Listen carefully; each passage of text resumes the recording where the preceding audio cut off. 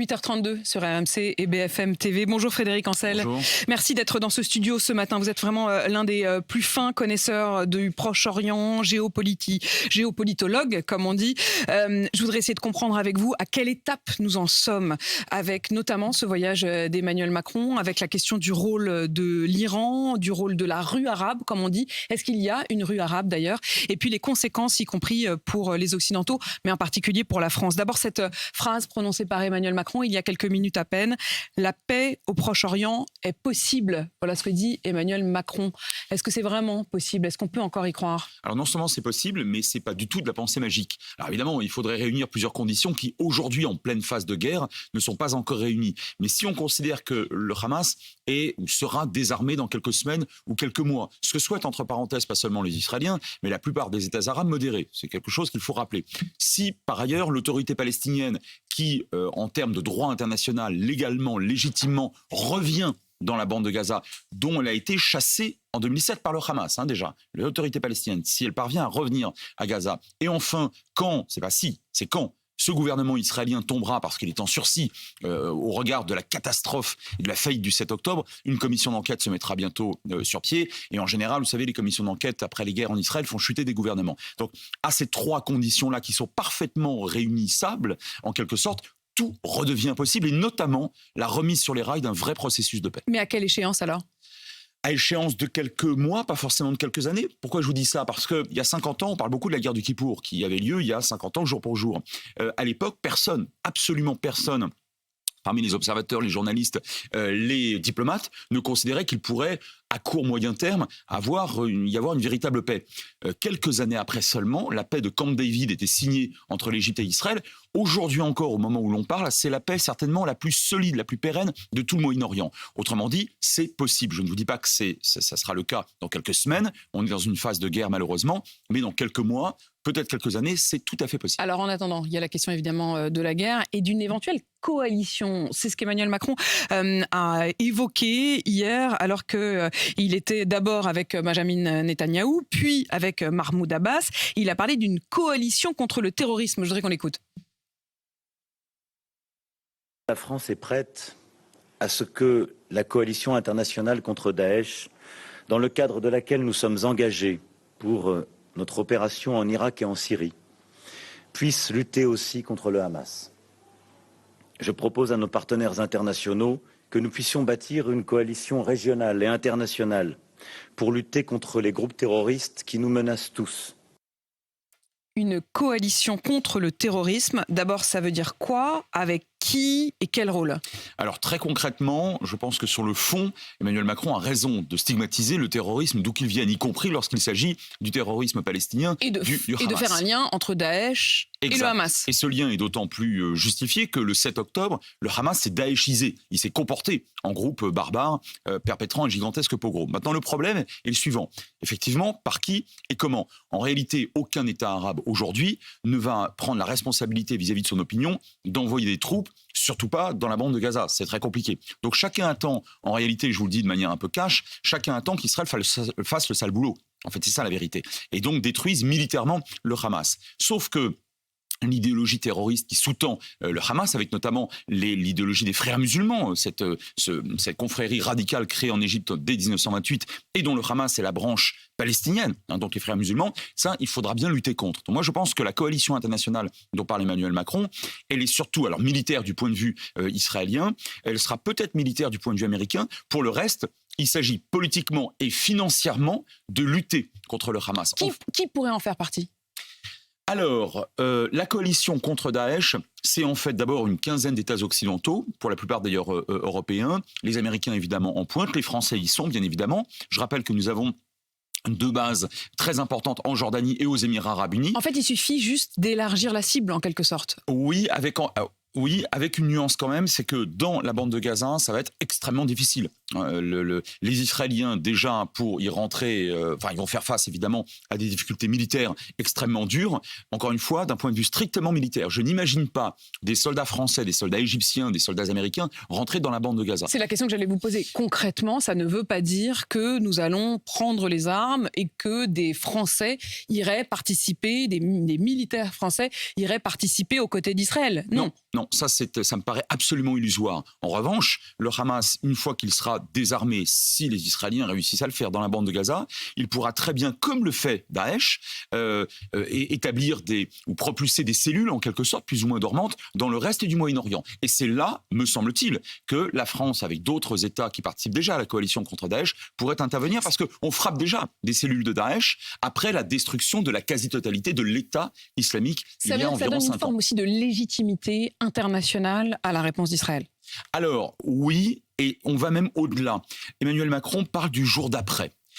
Il a d'ailleurs évoqué donc cette coalition internationale, mais moyennant quoi, après la lutte, la destruction militaire du Hamas dans la bande de Gaza, il faudra bien qu'on revienne à un processus de paix. Et ça a été l'un des seuls. Alors pour être honnête, Joe Biden a parlé de l'État palestinien à venir, mais parmi les autres Européens, Emmanuel Macron a été le seul à dire qu'il fallait à terme la solution des 2 États.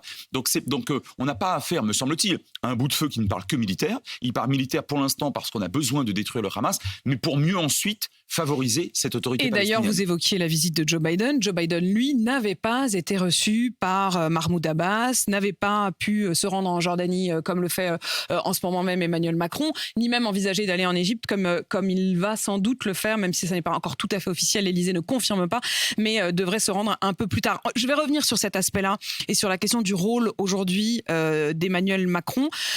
Mais quand on voit immédiatement les conséquences aussi en France sur le champ politique, lorsqu'Emmanuel Macron évoque cette coalition hier contre le terrorisme, réponse immédiate de Jean-Luc Mélenchon, qui s'en fait son premier opposant sur ce front-là en ce moment. Attention, les mots ont un sens précis en diplomatie, dit Jean-Luc Mélenchon, la guerre au terrorisme par le retour de la coalition contre Daesh. Cela veut dire donc que la France participe à la guerre contre le Hamas. Où, quand, à Gaza maintenant? Alors, où est le cessez-le-feu? Ce point du discours de Macron était extrêmement questionnant, dit Jean-Luc Mélenchon. Le retour à la théorie de la guerre du terrorisme de George W. Bush et des néoconservateurs, c'est tout un monde que la diplomatie française récusait. Il compare au fond Emmanuel Macron à George W. Bush. Oui, c'est une comparaison stupide. Donc, parce que là, on ne parle pas de guerre contre le terrorisme. On parle de lutte contre un groupe terroriste en particulier, considéré comme tel non seulement par tous les Occidentaux, mais au fond par la plupart des régimes arabes modérés. Je rappelle qu'en Égypte, les frères musulmans sont en prison tout de même. Je rappelle que ces mêmes frères musulmans ont abattu un certain nombre de présidents, de premiers ministres dans le monde arabe, qu'on ne compte pratiquement plus. Donc, je dirais que de ce point de vue-là, même dans le giron politique français, à part l'extrême gauche qui joue une posture tribunicienne, comme on dit en sciences politiques, pour le reste, ça veut dire quoi, tribunicienne? Ça veut dire quoi? Ça veut dire qu'ils font beaucoup de bruit, qu'ils s'agitent, oui, pour de des tribuns? Absolument, et pour des motivations électoralistes internes. Mais en réalité, à l'extrême gauche du spectre politique français, on ne trouve pas, me semble-t-il, de très grands géopolitologues. C'est même le moins qu'on puisse dire. Autrement dit, on est réellement dans quelque chose de stigmatisant. Qui n'est pas face au réel, qui est face uniquement à la théorie qu'ils s'en font. Le fait de ne pas distinguer, si je comprends bien, à vos yeux, au fond, vous dites que les régimes arabes eux-mêmes, les modérés comme vous dites, prennent soin de distinguer le Hamas du peuple palestinien. Au fond, l'association que font une partie de l'extrême gauche, notamment en France, du Hamas égale palestinien, est une faute géopolitologue, du point de vue du géopolitologue. C'est une faute stratégique. Non seulement c'est une faute, mais c'est bien pire que ça. En réalité, c'est une volonté de tenter d'amalgamer, en réalité, la lutte légitime des Palestiniens pour obtenir à terme un État et un groupe terroriste. Et je vais plus loin. On évoque depuis quelques minutes des États arabes modérés qui ont très peur du Hamas. Mais au fond, l'entité politique qui aujourd'hui considère le Hamas comme une menace mortelle n'est autre que l'autorité palestinienne. Je le rappelle, une fois de plus, le Hamas a chassé par un putsch extrêmement violent l'autorité palestinienne qui était à Gaza après le départ des Israéliens en 2005. Et donc, de ce point de vue-là, Mahmoud Abbas, qui a reçu chaleureusement Emmanuel Macron, alors il ne peut pas, si vous voulez, il peut pas entretenir des termes trop violents vis-à-vis du Hamas parce qu'une partie de sa rue ne le comprendrait pas, surtout en temps de guerre de haute intensité comme c'est le cas aujourd'hui. Mais Mahmoud Abbas sait parfaitement, et les Palestiniens de Cisjordanie et l'autorité palestinienne savent parfaitement que l'ennemi mortel, c'est évidemment le Hamas. Sans donc rentrer dans la politique à proprement parler, du point de vue de la réelle stratégie, Hamas n'est pas égal à Palestine. Ah ben heureusement que le Hamas n'est pas égal. Il faut le repréciser. Il faut le repréciser parce que sinon, le Hamas, via notamment son pogrom du 7 octobre, délégitimerait totalement la cause palestinienne. Et je pense que ce serait une erreur. Vous dites qu'il est arrivé au pouvoir et que par un putsch, il a viré le reste de l'autorité palestinienne. Il a aussi quand même été élu, le Hamas, par une partie de la population de Gaza. Alors, il y a eu des législatives en 2006, c'est exact. Les législatives ont donné lieu à un gouvernement, en principe, qui aurait dû être un gouvernement d'union nationale intra-palestinien. Ça ne s'est pas fait, mais ça ne s'est pas fait pour une raison très simple, c'est que le Hamas n'a jamais accepté de reconnaître les traités internationaux signés par l'autorité palestinienne. Or, comme en France, les prérogatives en matière de défense, diplomatie et affaires internationales n'appartiennent pas à un parlement, mais au président. Et le président, un an auparavant, avait été élu de manière démocratique et c'était Mahmoud Abbas. Frédéric Ancel, vous avez évoqué la question de la rue arabe. Je voudrais qu'on en parle beaucoup. On dit la rue arabe, on voit la colère de la rue arabe, comme on dit, et notamment après ce qui est apparu comme une énorme fake news, comme on dit aujourd'hui, c'est-à-dire ce mensonge du Hamas sur un hôpital palestinien qui aurait été sciemment bombardé par Israël, qui aurait fait jusqu'à 800 morts. Il s'agissait en fait d'un tir palestinien, une erreur de tir palestinien, et il s'agirait de 10 à 50 morts et non pas 800. Après cette fake news, ça a embrasé ce qu'on appelle la rue arabe. C'est quoi la rue arabe? C'est qui la rue arabe? Est-ce qu'il y a une unité de la rue arabe? Alors, il n'y a pas d'unité de la rue arabe. Il y a 22 États au sein de la Ligue arabe, enfin 21 plus l'autorité palestinienne. Et vous avez des populations extraordinairement différentes, mais qui, par définition, soutiennent peu ou prou les Palestiniens. Pour une raison archi simple, les Palestiniens sont des Arabes. Et pour 97% d'entre eux, sont des musulmans. La rue arabe est évidemment par définition arabe et très majoritairement musulmane. De ce point de vue-là, on a quelque chose qui est d'une logique et d'une légitimité totale. Maintenant, souvenez-vous du printemps arabe, 2010, 2011, 2012 et les années qui ont suivi. Eh bien, les manifestations gigantesques, parfois tellement gigantesques qu'elles ont fait chuter des gouvernements et des régimes politiques, soutenaient en réalité leurs propres revendications dans leurs États respectifs. On exigeait du social, de l'économique, du politique, et la cause palestinienne restait importante, mais était secondaire. Je veux dire par là qu'il y a aujourd'hui un petit peu moins de 400 millions de citoyens arabes dans ces 21 ou 22 États. On a vu effectivement des manifestations importantes qui ont regroupé plusieurs centaines de milliers de personnes. Et qui parfois ont pris pour cible les symboles occidentaux, les ambassades américaines, voire même les ambassades françaises. Et accessoirement des synagogues comme en Tunisie. Bon, très bien, ça a concerné plusieurs centaines de milliers de personnes. C'est absolument pas négligeable. Il y a combien d'adultes citoyens dans le monde arabe? 250 millions. Bien. Donc, vous voyez, moi, la rue arabe, elle existe. Je pense qu'il ne faut pas la fantasmer, il ne faut pas l'infantiliser, il ne faut pas la surestimer d'un point de vue géopolitique. Elle existe, il faut en tenir compte, mais en même temps, ce n'est pas une variable fondamentale sur le plan géopolitique. Il y a aussi la question de la propagande, il y a aussi la question de ce que l'on croit ou qu'on ne croit pas, suivant le fait qu'on a une idéologie ou une autre. Il y a eu la manière de décortiquer ou de tenter de décortiquer les informations. Et puis il y a eu ce tournant hier, Tsahal, l'armée israélienne, qui a décidé de montrer certaines vidéos qui ont été tournées par les tortionnaires eux-mêmes, par les terroristes eux-mêmes.